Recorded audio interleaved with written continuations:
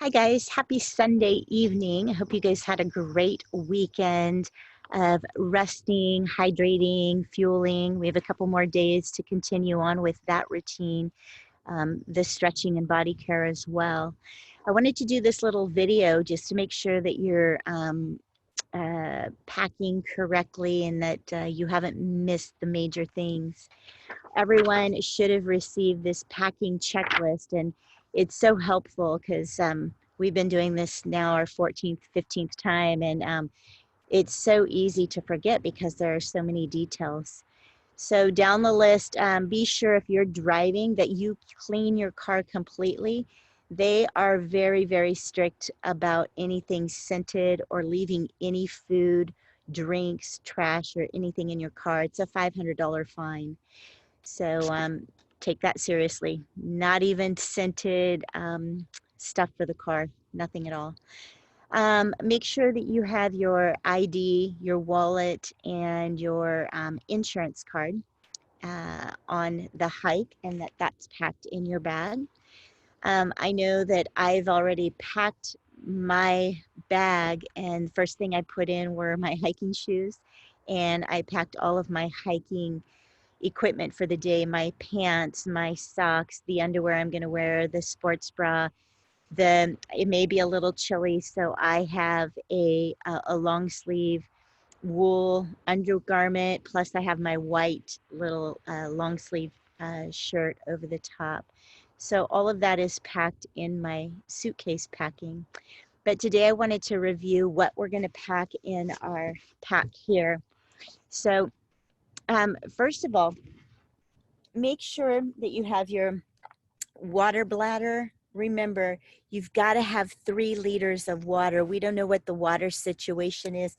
Typically, we fill up at the base of Mist Trail, but we think they may have turned off the water there. So we definitely want the 3-liter bladder, and everyone must carry just a little plastic container, because when we are at Little Yosemite Valley refilling water, our water filter fits right onto your bottles, and you're going to get water from the water filter guys that are going to be pumping, and you're going to pour it into your bladder and then go take it back. You may have to fill up a few times. We're going to be refilling our water 2 times. One time on the way up, it's about the halfway point, and then 1 time on the way down to get us back home. So really, really important that you don't forget this extra water bottle, and you have the 3-liter bladder. All right, so first thing in your pack, we have our couldn't find it for a minute. All right, we have our belt, line, and carabiner.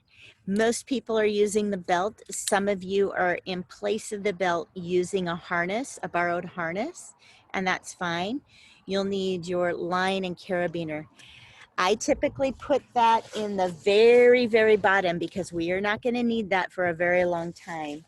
I'm also packing, for me personally, a little knee brace because I have a knee issue, but I'll be using that brace on the way down. The way home can be slow and painful, more painful on the joints. So that's why I'm bringing this. I pack that at the very, very bottom because I'm not going to need it for a while. Also on the very bottom, I'm wearing sock liners. They go underneath the socks. And this is my second set. This is the set I'll use after we get to the top and we start to come back down. Everyone is required to change out their socks. It reduces the chance of blisters and any moisture in the feet. So I also put those very, very bottom. And these are my fancy gloves. You don't have to be this fancy. They can be simple gardening gloves for the cables. I don't need these either till halfway through. So those get tucked in way down at the bottom. I like to bring like a little sweat towel for my face and for my hands, and in case anyone gets hurt or something. And I usually tuck that in next. in this middle pack, that's where I'm going to put the main part of my food. And for food this year, I'm bringing 2 hard-boiled eggs for breakfast. I know sometimes I'll do a bagel with peanut butter for breakfast in the morning.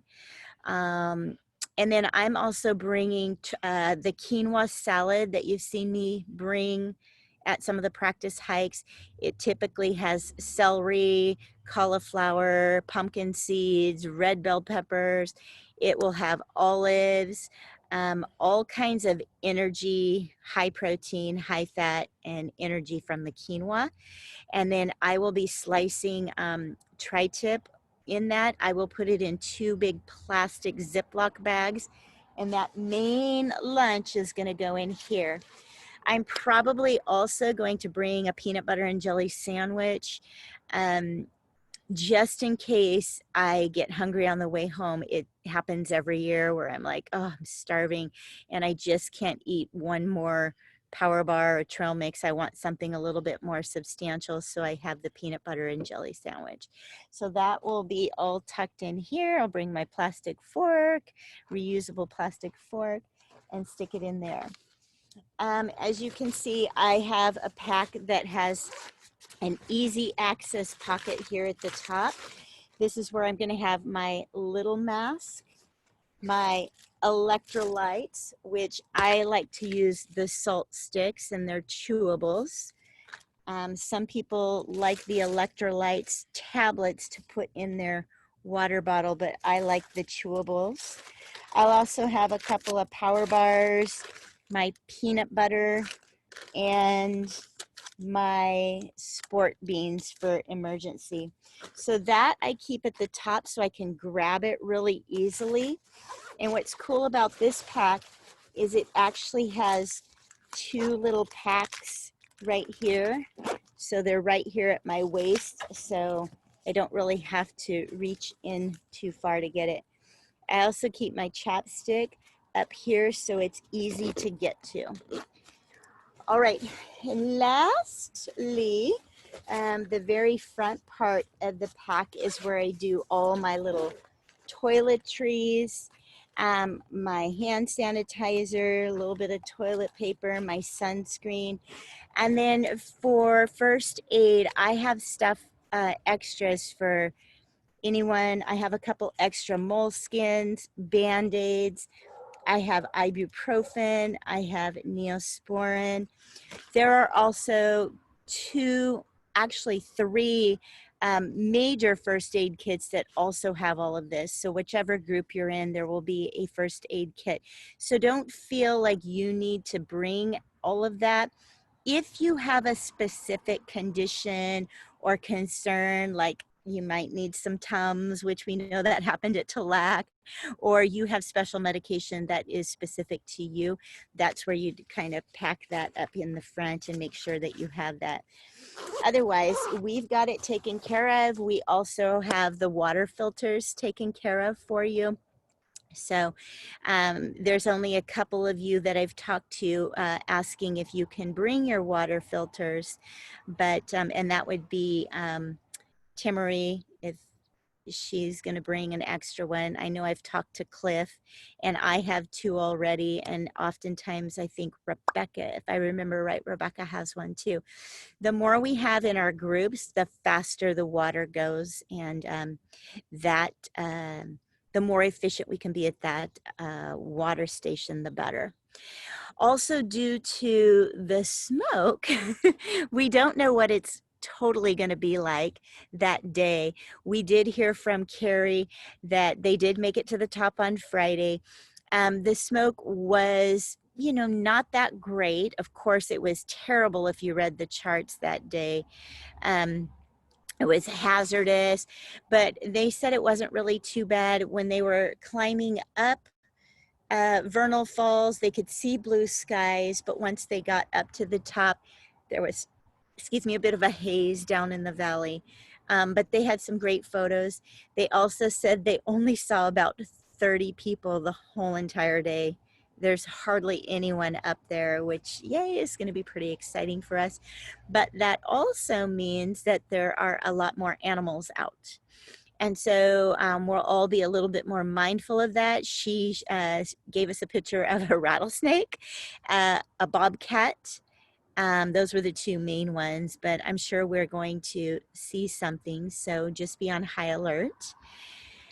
And I think that's it for packing. I know I have my polls set out already and still working on my final meals with the tri-tip, quinoa, avocado, and sandwiches. I'll be putting that together on Tuesday. But for right now, my suitcase is packed with all of my hiking clothes and gear, and my pack is pretty much packed except for the food. So I'm feeling really good.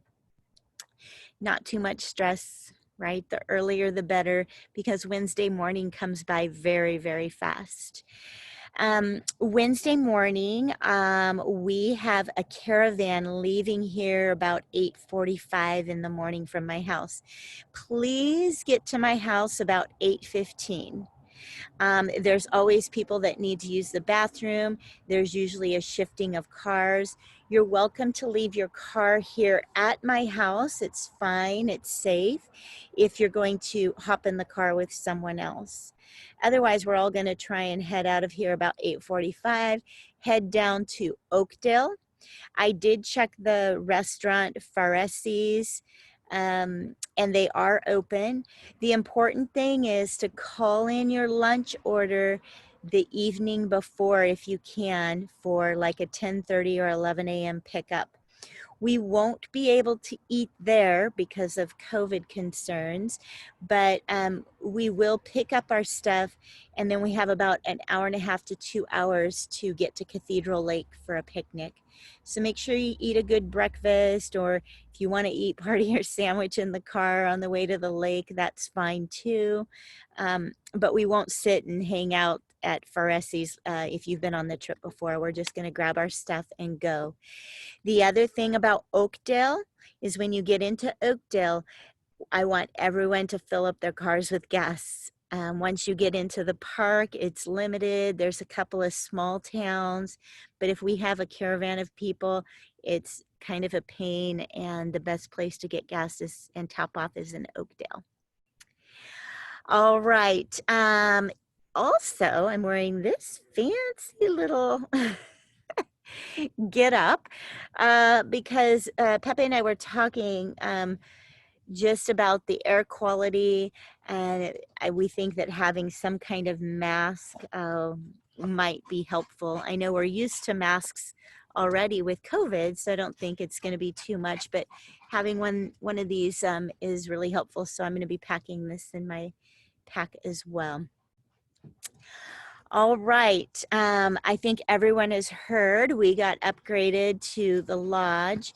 And so I'll be sending that new link and address. I know, Martin, you already asked for it, and I'm going to be sending it out to everyone if you're not traveling with us or meeting us at the Cathedral Lake.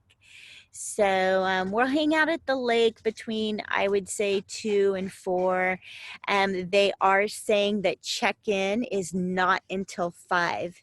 And so we may have to shift all our meetings a bit, but we're going to try and go in there around 4:30 because I have a feeling I'm going to have to shift rooms again a little bit potentially. So anyways, we'll see how it goes. I hope you guys are super excited and that this was helpful, and that you're already packed or you're getting packed tonight. And I'm looking forward to being with you all, and can't wait to be climbing in Yosemite on Wednesday.